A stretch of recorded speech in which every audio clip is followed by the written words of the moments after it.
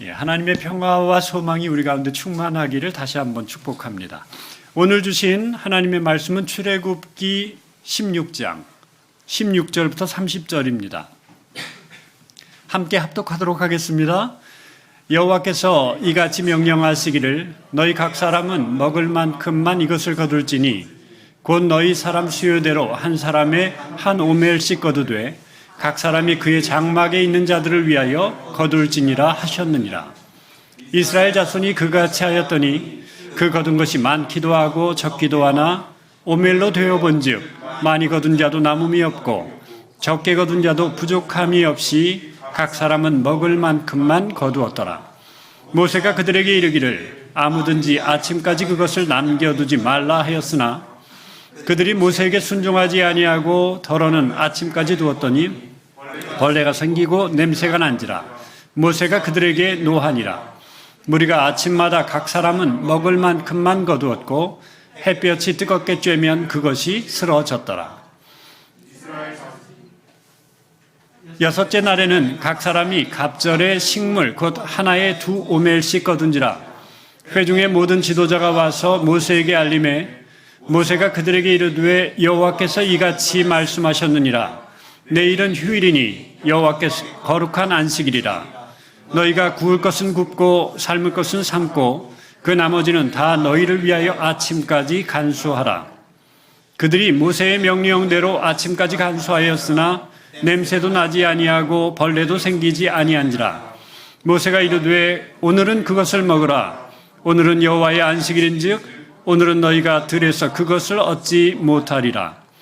엿새 동안은 너희가 그것을 거두되 일곱째 날은 안식일인즉 그날에는 없으리라 하였으나 일곱째 날에 백성 중 어떤 사람들이 거두러 나갔다가 얻지 못하니라. 여호와께서 모세에게 이르시되 어느 때까지 너희가 내 계명과 내 율법을 지키지 아니하려느냐. 29절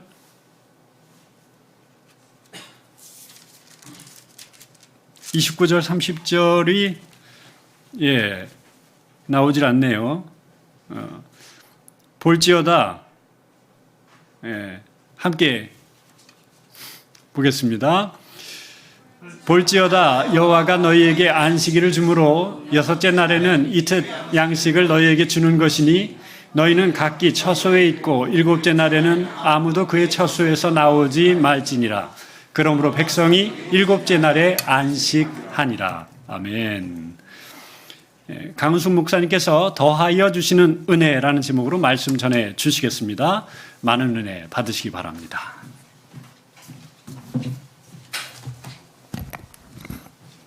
할렐루야. 반갑습니다.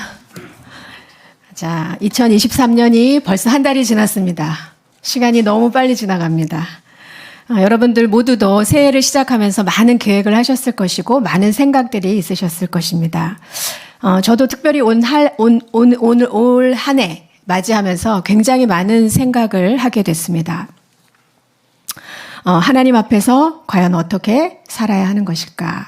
특별히 여러 해로 우리가 함께 코로나로 어려움을 겪었고 또 지금도 겪고 있고 또 올 한 해는 경제적으로 굉장히 어려운 시기를 전 세계적으로 맞을 것이다 라는 강한 예측이 있고 또 그것을 우리가 실감하면서 살아가고 있는데 과연 우리는 어떻게 살아야 될까? 하나님은 우리에게 무엇을 요구하고 계실까? 우리에게 하시는 말씀은 무엇일까? 더 깊이 생각해 보게 됩니다. 그래서 오늘 주시는 말씀이 우리가 특별히 다시 기억하고 붙잡고 그렇게 가야 할 하나님의 말씀이라고 믿고 나누기 원합니다. 오늘 본문에 보면 이스라엘 백성들이 이제 애굽에서 나와서 광야로 왔습니다. 출애굽한 이스라엘 백성들은 출애굽기 12장 37절에 보니까 장정만 60만 명이다라고 기록되어 있습니다. 그러면 어린아이, 노인, 여자 다 합치면 어떻게 될까요? 한 200만이나 되는 사람들이 출애굽한 것입니다. 광야에 서 있는 것입니다. 이들이 막 음식이나 짐을 많이 싸가지고 나온 것이 아니었습니다. 아무 준비 없이 출애굽해서 홍해를 건너서 이제 광야에 오게 된 것입니다. 광야에서는 많은 문제들이 있었겠죠. 너무 불편하고 아무것도 준비되어 있는 것이 없는 것이 광야죠. 그런데 가장 시급하고 큰 문제는 무엇이었을까요? 먹는 문제였습니다. 자, 200만이나 되는 사람들이 광야에서 하루 3끼를 먹는다고 생각을 해보세요. 예. 하루 종일 밥만 해도 모자라는 것입니다. 전단팀이 있어도 어려운 것이죠. 우리 이천에서 밥도 하면서 수련회 하려면 어때요? 너무 힘들죠. 식사 준비해서 아침 먹고 치우고 나면 주부들은 너무 잘하실 것입니다. 점심 준비해서 점심 먹고 또 치우고 나면 저녁 준비해서 저녁 먹고 치우고 나면 하루가 다 가는 것입니다.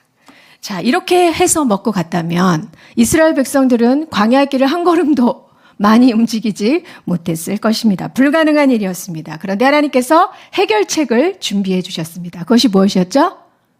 네, 만나였습니다. 40년 광야 생활 동안 신실하게 하나님께서 이스라엘 백성들에게 만나로 먹이셨습니다. 만나는 가시같이 하얗고 꿀 섞은 과자 같은 맛이다라는 설명 외에는 우리는 알 수가 없습니다. 그때 이후로 만나를 한 번도 내리신 적이 없었기 때문에 우리는 그 만나의 성분을 알지 못합니다. 광야에서 주셨던 만나를 생각하면 우리가 떠오르는 신약의 장면이 있습니다. 예수님께서 벳세다 광야에서 5,000명이나 되는 사람들을 오병이어로 먹이신 그 사건입니다. 벳세다 광야에서 이제 예수님의 말씀을 듣기 위해서 많은 사람들이 모였습니다. 기록에 보니까 남자만 5,000명 모였다고 했습니다. 여자와 아이까지 합치면 10,000명이나 한 20,000명 이상 모였을 것이라고 추측을 할 수 있습니다. 그런데 예수님의 말씀이 좀 길어졌던 것 같습니다. 먹을 것이 없어서 이제 먹을 시간을 지나서 이제 먹을 것도 없고 시간도 지났는데 모두가 배고픈데 먹을 것이 없었어요. 근데 한 아이가 무엇을 가져왔어요? 예, 보리떡, 떡 2개와 물고기, 떡 5개와 물고기 2개를 가져왔습니다. 그렇죠? 예수님이 그것을 축사하시고 제자들에게 먼저 나눠주셨어요. 자, 그 물고기가 참치같이 큰 물고기가 아니었을 거예요. 어린아이가 도시락처럼 싸운 물고기였기 때문에 그 얇은 물고기를 예수님이 먼저 제자들에게 떼어줍니다. 근데 떼어내고 나면 또 생기고 떼어나면 또 생기는 것입니다. 머리를 떼어내면 머리가 또 생기고 꼬리를 떼어내면 꼬리가 또 생기고 아, 신기한 일입니다. 떡도 조그만 떡이었는데 떼어내면 다시 생겨나고 떼어내면 또 다시 생겨나는 것입니다. 아, 제자들이 놀랐습니다. 제자들이 그 떼어주신 것을 가지고 또 백성들에게 나눠주는데 떼어내면 또 생깁니다. 떼어내면 또 생깁니다. 아주 신기한 일이 일어났습니다. 그래서 모두 배불리 먹고 남은 것이 몇 강줄이? 12강줄이었다. 성경 기록하죠. 여러분, 왜 이러한 기적을 예수님께서 일으키셨을까? 오병이어의 참된 의미는 무엇일까? 예수님이 오병이어의 기적을 일으키신 이후에 이 떡에 대해서 설명해 주십니다. 요한복음 6장 32절과 33절 우리 함께 읽어보겠습니다. 광야에서 제가 읽습니다. 광야에서 모세가 너희에게 하늘로부터 떡을 준 것이 아니다. 오직 하나님이 하늘부터 내려 참떡을 주시는데 하나님의 떡은 하늘에서 내려서 세상에 생명을 주시는 것이다.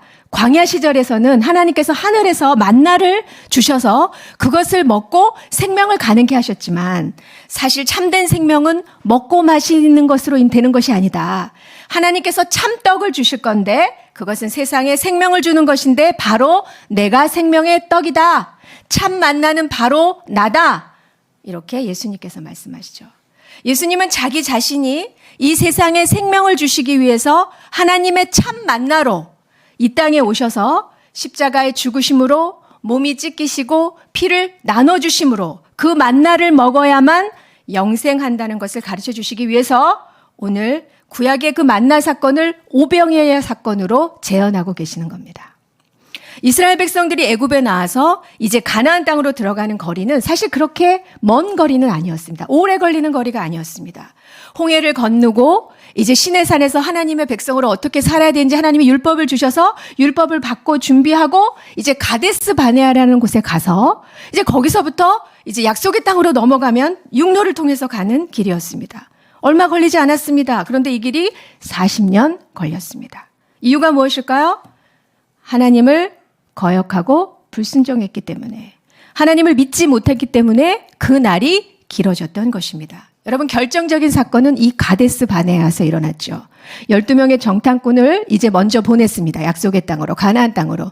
여호수아와 갈렙을 빼고 10명은 어떤 보고를 했어요? 아, 그 땅은 우리가 갈 수 없는 땅이다. 우리가 그 땅 가면 죽는다. 이렇게 보고를 하니까 백성들이 난리가 났습니다. 통곡하고 원망하고 모세를 돌을 들어서 죽이려고 하고 이런 일이 일어났어요. 우리 다시 애굽으로 돌아갈 거다 막 이러고 하니까 하나님이 진노하셔서 말씀하시죠. 나를 거역하는 너희들은 이제 그 땅에 들어가지 못한다. 그래서 출애굽을 해서 광야에 나온 1세대들은 어떻게 해요? 그 땅에 들어가지 못하고 그들이 다 죽을 때까지 광야에서 살아야 하고 이 죄를 짓지 않는 광야에서 태어난 세대들만 이제 그 땅에 들어가게 하셨습니다. 그래서 40년 광야를 돌게 하신 것이죠. 그리고 그 광야에서 하나님이 그냥 돌게 하시는 것이 고생만 시키시는 것이 아닙니다. 무엇을 하셨어요? 만나를 가지고 훈련하십니다. 하나님의 백성으로 만들어 가시기 위한 작업을 하시는 거죠. 어떤 훈련을 하셨을까요? 5일 동안은 매일매일 한 오멜씩만 거두어 가게 하셨습니다. 한 오멜이라는 것은 2리터 정도 되는 양이라고 생각합니다. 그 2리터 생수병을 생각하면 되는 거죠. 가족 수대로 가져가라 이렇게 하셨습니다. 그리고 6일째 되는 날에는 어떻게 해요? 2배로 가져가라. 이것을 일주일 단위로 이런 훈련을 계속 반복하셨어요. 이 훈련을 40년간 시키신 겁니다. 2000번도 넘게 훈련을 시키셨어요. 그러면서 이 만나를 주신 뜻이 무엇인지 말씀합니다. 출애굽기 16장 4절 말씀 우리 함께 있습니다. 그때 여호와께서 모세에게 이르시되 보라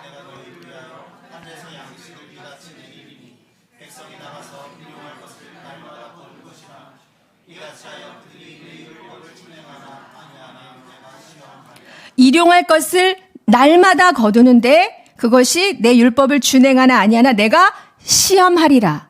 여러분 신명기 8장 2절에도 하나님께서 이런 말씀을 주셨어요. 이 광야에 40년 동안에 내가 광야기를 겪게 하신 것을 기억해라. 너를 시험하사 내 마음이 어떠한지 그 명령을 지키는지 지키지 않는지 알게 하려 하심이라. 그 조상이 알지 못하던 만나를 너희에게 먹이신 것은 함께 읽습니다. 시작. 사람이 떡으로만 사는 것이 아니요 여호와의 입에서 나오는 모든 말씀으로 사는 줄을 알게 하려 하심이라. 여러분 하나님이 율법을 지키는지 지키지 않는지 여호와의 입에서 나오는 모든 말씀으로 사는지 아닌지 그것을 테스트하시기 위해서 만나 사건을 일으키셨다는 것입니다. 주셨다는 것입니다. 그런데 하나님은 왜 하필 만나로 왜 먹는 것으로 이스라엘을 시험하셨을까? 혹시 이런 생각 안 해보셨습니까? 하나님은 우리를 너무나 잘 알고 계십니다. 웬만한 것으로는 훈련이 안 된다는 것을 잘 알고 계시지 않았나 싶습니다. 왜 만나로 시험하셨을까? 여러분 사람의 본성은 물질에 대한 태도에서 드러나기 때문입니다. 인간의 이기심과 탐욕은 더 많이 갖고 싶고 더 많이 소유하고 싶은 것입니다. 예수님은 물질에 대한 인간의 태도를 분명히 말씀해 주십니다. 누가복음 16장 13절 우리 한 목소리로 읽습니다. 시작. 한 종이 두 주인 섬기지 못한다. 이 주인은 미워하고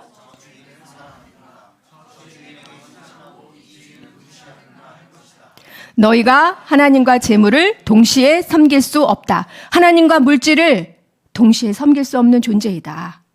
인간에게 물질은 섬김의 대상이 될 수 있다는 거예요. 물질이 단지 화폐의 교환 가치의 수단만이 아니다. 타락한 인간, 죄로 말미암아 타락해진 이 인간은 물질이 신이 될 수 있다. 신으로 여기고 그 물질의 지배를 받고 통제를 받는 그러한 존재라는 것입니다.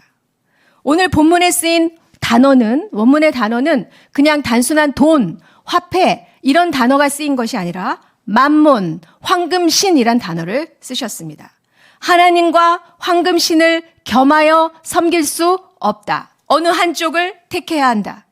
여러분 타락한 인간은 물질을 신으로 여겨서 섬기고 물질의 지배를 받고 황금신의 통제를 받는 삶을 살게 된다고 주님은 분명히 말씀해 주고 계시는 겁니다. 마태복음 19장 16절 한 젊은 부자 청년이 예수님 앞에 예수님을 따르겠다고 왔습니다. 그리고 말합니다. 예수님 어떻게 하면 영생을 얻겠습니까? 질문합니다. 그런데 예수님이 이 청년에게 뭐라고 말씀하셨어요? 기억하십니까? 모든 것을 버리고 모든 것을 나눠주고 나를 따라라 이렇게 말씀하셨습니다. 너무하셨죠? 좀 너무하신 것들이 몇 가지 사건이 있는데 그 중에 하나가 이 본문이라고 생각이 듭니다. 자, 예수님을 따르고 싶어서 처음 예수님 만나러 왔는데 예수님이 말씀하시는 거죠. 재산 다 버려라. 다 나눠줘라. 헌금해라. 그래야 나를 따를 수 있다. 이렇게 말씀하시는 겁니다. 베드로가 옆에서 듣고 막 가슴이 답답했습니다. 예수님, 그렇게 말씀하시면 누가 하나님 나라에 들어가겠습니까? 23절, 24절 함께 읽을까요? 부자가 천국에 들어가기 어렵다. 낙타가 바늘기로 들어가는 것이 부자가 하나님 나라에 들어가는 것보다 더 쉽다. 이렇게 말씀하시죠. 예수님 앞에 더 많은 사람들이 모여야 하는데 부자도 모이고 이런 사람도 모이고 저런 사람도 모여서 그렇죠? 예수님께 더 많은 사람이 모여드려야 하는데 오히려 사람들을 시험 들게 하셔서 내보내시는 것입니다.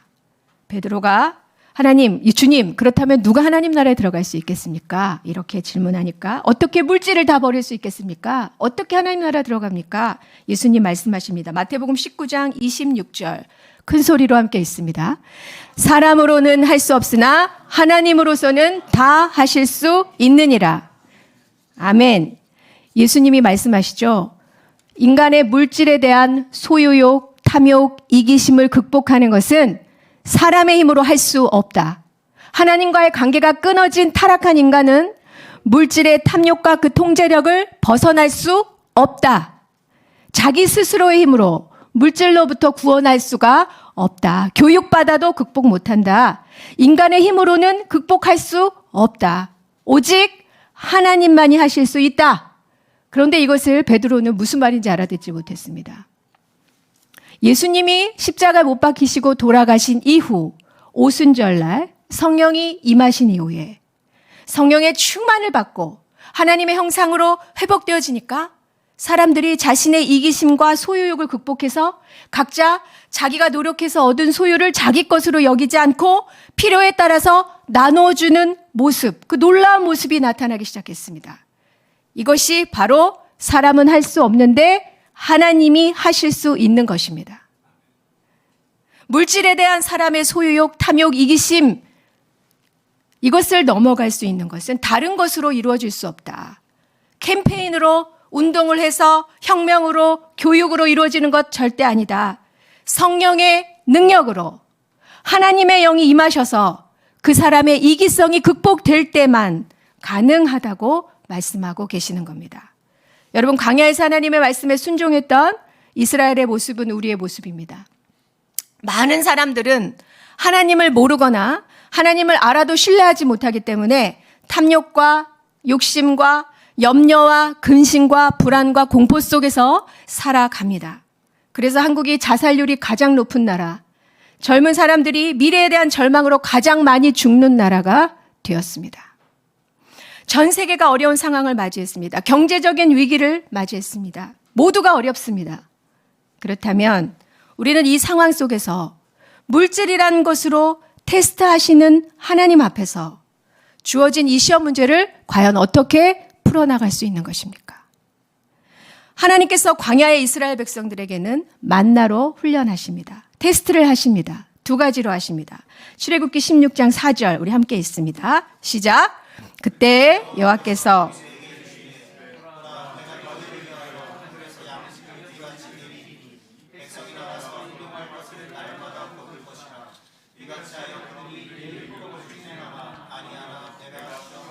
자, 일용할 양식으로 테스트를 하셨어요. 만나가 내려서 쌓였는데 한 사람당 한 오멜씩 가족 수대로 가져가게 하셨어요.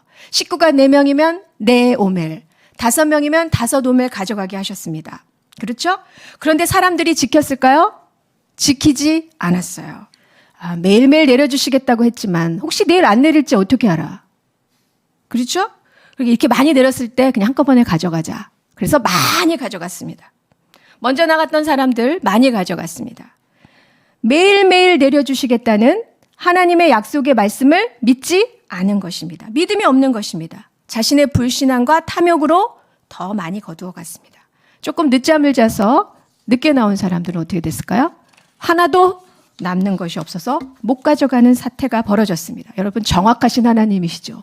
이스라엘의 인구수대로 정확하게 딱 맞게 만나를 내리셨던 것 같습니다. 먼저 나가서 많이 가져간 사람들로 말미암아 이제 난리가 났습니다. 가져가지 못한 사람들이 이제 막 소동이 일어났겠죠. 못 먹으니까. 모세가 어떻게 해결했을까요? 18절 말씀 우리 함께 있습니다. 시작. 이스라엘 백성들이 오멜로 달아보니 많은 거둔 사람도 넘치지 않았고 적게 거둔 사람도 부족하지 않았습니다. 각자가 꼭 먹을 만큼만 거둔 것입니다. 자, 오멜로 달아보니라는 것은 무슨 뜻일까? 모세가 백성들에게 여러분 다 다시 가져오십시오.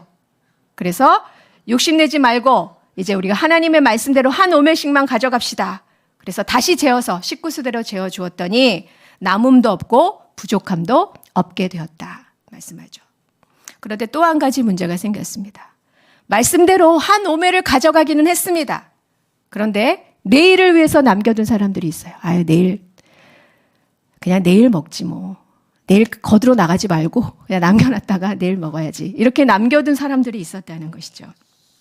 어떤 문제가 생겼어요? 20절 보니까 구더기가 끓고 냄새가 나기 시작했습니다. 모세가 그들에게 진노했습니다. 여러분, 내일을 위해서 축적해두는 것을 하나님이 허락하시지 않으니까 남는 것이 없게 만드신 겁니다. 그래서 하나님의 말씀 앞에서 하루하루 물질에 대한 소유욕, 탐욕을 극복하고 절제하는 그러한 훈련을 시키시는데 우리 스스로가 모으고 만들어낸 부가, 그러한 물질이 우리의 삶을 보장하는 것이 아니다.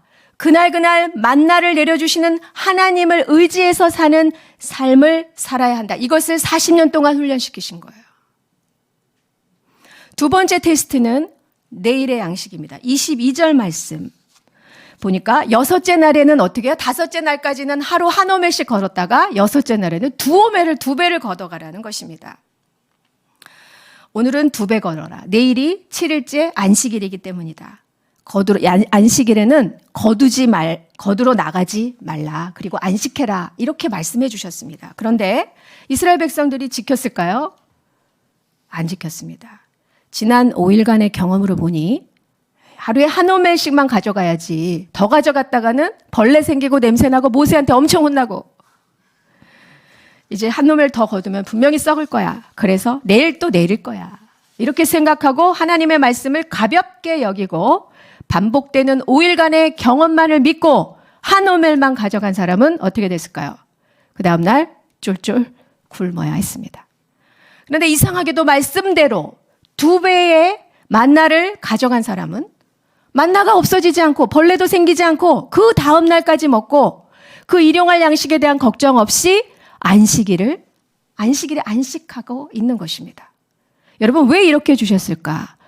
하나님이 모세에게 말씀하시죠. 내가 안식일 전날에는 갑절로 줄 거야. 그때는 썩지 않게 보호해 줄 거야. 그 이유는 안식일을 거룩하게 지키게 하기 위해서. 그런데 역시 하나님의 말씀을 믿지 않고 7째 날 꼭 거들어가는 사람들이 있어요. 하나님이 진노하셨습니다. 너희가 어느 때까지 내 계명과 율법을 지키지 아니하겠느냐. 화를 내셨습니다. 여러분 이 사건을 통해서 하나님의 백성들이 배우는 것은 무엇일까요? 일주일 단위로 자기 자신을 부인하는 것입니다. 자기 자신을 부정하는 것입니다. 내 생각, 내 경험, 내 이성, 내 원칙, 내 철학 이것을 하나님의 말씀 앞에서 자기 부정을 하는 거예요. 다른 거 앞에서 하는 게 아니에요. 하나님의 말씀 앞에서 주어진 말씀 앞에서 부정하는 것입니다. 이것을 못하는 사람, 내 경험, 내 주가, 내 철학, 내 생각 그것을 절대화합니다. 그러면 신이 되는 것입니다. 하나님이 가르치십니다. 하나님의 말씀 안에서 나의 경험, 나의 철학, 나의 원칙, 나의 생각을 부정하는 것을 가르치고 계세요.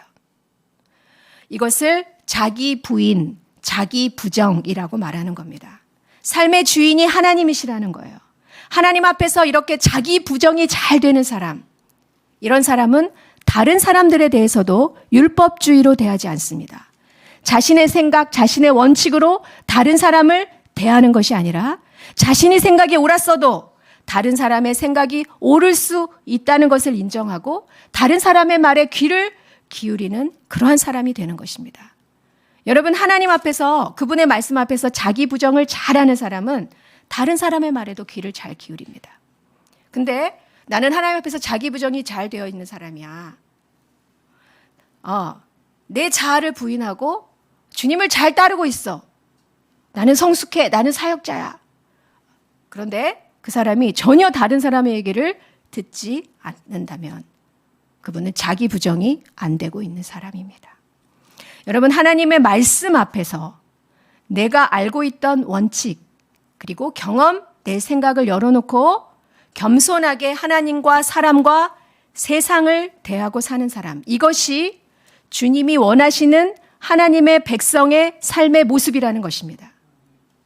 이것을 훈련하시는 거예요. 6일 동안에는, 6일째 되는 날에는 5일간의 법칙을 내려놓고 다시 하나님의 말씀을 따르라. 거기에 반응하는 거예요. 이거 40년 동안 매주 단위로 계속해서 하나님이 연습시키십니다. 왜 하나님 이렇게 하실까? 나를 어렵게 하시려고? 나를 고생시키시려고? 힘들게 하시려고? 아닙니다. 선하신 하나님께서 하나님의 백성이 어떻게 살아야 하는지, 어떻게 살아야 행복한 삶을 사는지를 가르쳐주고 계시는 거예요. 하나님 앞에서 늘 자신을 부정하고 사는 삶이 될 때 창조 원리대로 살게 되는 것이기 때문에 내 자신이 행복해지고, 우리의 가정이 행복해지고, 우리 교회 공동체가 행복해지고, 이 사회가 행복해지게 되는 것입니다. 가정 안에 분열이 있고 공동체 안에 분열이 있고 깨지는 이유는 하나님의 말씀 앞에서 자기를 부인하지 않는 모습이 있기 때문입니다. 내 생각대로 내 의견대로 해! 이렇게 하면 하나 될 수 없습니다. 자기 주장이 강한 사람, 그것이 아무리 옳아도 위험한 사람이 될 수 있습니다. 자기를 내려놓을 수 있는 자세가 필요합니다. 하나님의 말씀 앞에서. 예수님이 제자들에게 기도를 가르쳐 주셨죠. 그것을 우리는 주기도문이라고 말합니다. 주기도문에서 보면 일용할 양식을 주옵소서라고 구하라고 하셨습니다. 기도하라고 하셨습니다. 그래서 일용할이라는 단어는 굉장히 좀 해석하기가 어려운 단어입니다. 그래서 오늘에 필요한 삶의 양식, 위로부터의 양식 이렇게 해석되기도 하고 내일의 양식이라고도 해석되기도 합니다. 일용할 양식을 주옵소서라고 기도하시는 말씀의 배경이 오늘 본문의 만나 사건입니다. 여러분, 그렇다면 무엇일까요? 일용할 양식을 주옵소서, 내일의 양식을 주옵소서라는 말씀은 바로 나를 부인하게 하옵소서, 나를 부정하게 하옵소서라는 뜻입니다. 지난 5일간의 삶의 방식을 내려놓고 하나님의 말씀에 순종함으로 오늘 필요한 양식, 내일의 양식을 얻는 삶을 살게 해 주십시오라고 기도하는 기도입니다. 하나님은 분명히 물질을 통해서 우리의 삶을 훈련하십니다. 마태복음 6장 31절과 34절 함께 있습니다. 그러므로 염려하여 이르기를 무엇을 먹을까, 무엇을 마실까, 무엇을 입을까 염려하지 말라. 이는 다 이방인이 구하는 것이라. 너희 하늘 아버지께서 이 모든 것이 너희에게 있어야 할 줄을 아시니라. 그런즉 너희는 먼저 그의 나라와 의를 구하라. 그리하면 이 모든 것을 너희에게 더하시리라. 그러므로 내일 일을 위하여 염려하지 말라. 내일 일은 내일이 염려할 것이요 한날의 괴로움은 그날로 족하니라. 우리가 하루하루 먹고 사는 것이 힘들다 보니까 내일은 어떻게 살지? 이런 걱정과 염려가 우리 안에 있습니다. 오늘 말씀해 보니까 하루의 염려는 하루에 족하다고 말씀합니다. 그런데 우리는 어떤가요? 내일의 염려까지 미리 같이 집니다. 한 달의 염려도 같이 집니다. 1년치 미리 집니다. 오늘. 그러면 우리는 그날을 살아갈 소망이 없는 것입니다. 내일을 살 자신이 없습니다. 그날 것만 염려해라. 염려는 하루치만 해라. 그날로 족하다. 내일 일은 내일 염려해라. 내일 되면 하나님이 또 감당할 힘을 주셔서 감당하게 될 것이다. 오늘 절망했다고 내일도 절망적 상황이 계속될 것이다. 1년 뒤에도 그렇게 될 것이다. 한 달 뒤에도 이렇게 될 것이다. 이렇게 미리 절망하지 마라. 오늘까지의 삶의 법칙이 내일과 미래를 결정하지 않는다. 주님은 내일 일에 대해서 열어놓고 오늘의 삶이 내일까지 계속해서 연장될 것이라고 미리 단정하지 말라고 말씀하십니다. 그것을 부정하는 것이 믿음이에요. 내일 일은 내일 감당하고 생각하면 됩니다. 그날 하루의 짐을 살아온 것을 그날 저녁에 감사로 마무리하고 내일은 또 살아내게 하실 것을 믿고 감사하며 잠에 드는 거예요. 이것이 주님이 가르쳐 주시는 하나님의 백성의 삶의 원리입니다. 이 삶의 원리를 잃어버리고 행복하게 하시려는, 그렇게 살도록 하시려는 하나님의 말씀을 가볍게 여기고 말씀대로 오늘 하루의 짐을 주님 앞에 내려놓는 훈련을 하지 않는 사람, 짐에 눌려서 소망 없는 삶, 절망의 삶을 살게 되는 것입니다. 주님이 말씀합니다. 그렇게 하는 것은 다 이방인이 하는 것이다. 하나님을 알지 못할 때 그런 일이 일어난다. 그러나 너희는 내 자녀다. 하늘에 아버지가 계시다. 그 아버지가 너희에게 있어야 할 것을 아신다. 그런즉 33절 먼저 그의 나라와 그의 의를 구하라. 그리하면 이 모든 것을 너희에게 더하시리라. 여러분, 이 말씀은 하나님을 위해서 뭘 더 해라, 뭘 더 많이 해라, 헌신해라, 봉사해라 이런 말씀이 아닙니다. 그의 나라라는 것은 그분의 다스림을 말하는 거예요. 그분의 통치를 말하는 겁니다. 우리가 예수님을 영접할 때 주님의 통치가 시작됩니다. 주님의 다스림이 시작됩니다. 그리고 그분의 다스림 속에서 살면 그 다스림의 열매로, 삶의 열매 속에 의가 나타나는 거예요. 먼저 하나님의 다스림, 하나님의 통치를 구해라. 하나님의 말씀 앞에서 내 생각을 내려놓고 하나님의 다스림을 받도록 해라. 내 삶의 원칙, 경험, 생각에 사로잡히지 말고 그렇게 하면 너의 생각을 넘어서는, 뛰어넘는 이 모든 것을 더하여 주시리라. 아멘. 하나님을 만나고 나면 더하여 주시는 은혜가 있습니다. 우리가 노력한 것 이상으로 더하여 주실 때가 많습니다. 노력하지 않아도 주시는 것도 많습니다. 그것이 은혜의 삶입니다. 그 은혜의 삶을 체험한 사람은 넉넉해집니다. 인색하지 않습니다. 절망하지 않습니다. 하나님께서 더하여 주시는 삶을 살아야 합니다. 더하여 주는 은혜를 체험해야 합니다. 삶의 주인이신 하나님을 인정하고 그분의 다스림을 인정하고 먼저 그의 나라와 의를 구할 때 더해 주시는 은혜를 경험하게 될 것입니다.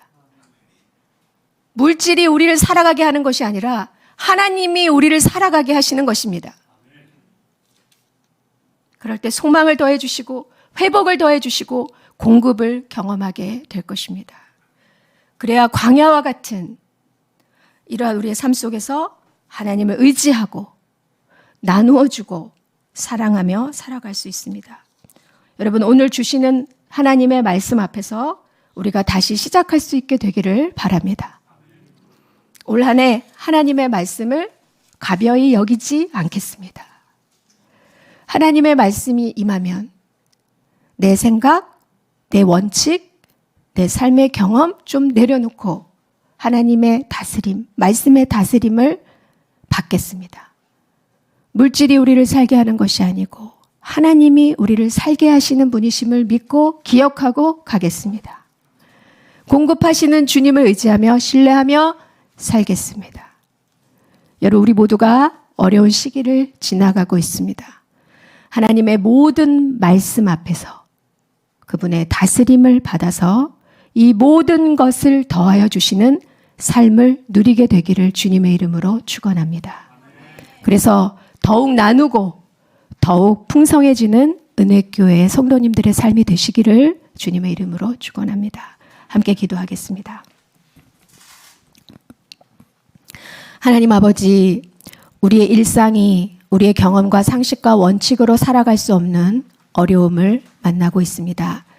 그래서 우리가 어떻게 살아야 할지 몰라서 방황하고 절망하기도 합니다. 그러나 이때가 하나님의 백성들은 더욱더 주의 말씀에 귀 기울여야 하는 때임을 믿습니다. 하나님 앞으로, 말씀 앞으로 가게 하여 주시옵소서. 우리에게 하나님의 말씀, 하나님의 음성을 듣게 하여 주시고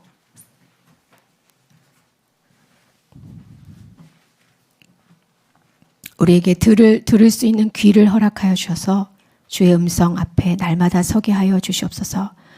언젠가부터 하나님의 말씀을 가볍게 여긴 것에 대해서 돌이키게 하시고 말씀 앞에 내 생각과 경험과 판단이 앞서지 않게 도와주시옵소서. 오늘 주시는 말씀 앞에 다시 시작하게 하셔서 하나님의 다스림 속에서 더해 주시는 은혜로 충만한 간증이 있는 하루하루, 한 달, 한 해, 평생이 되게 하여 주시옵소서. 감사드리며 예수 그리스도 이름으로 기도드렸습니다.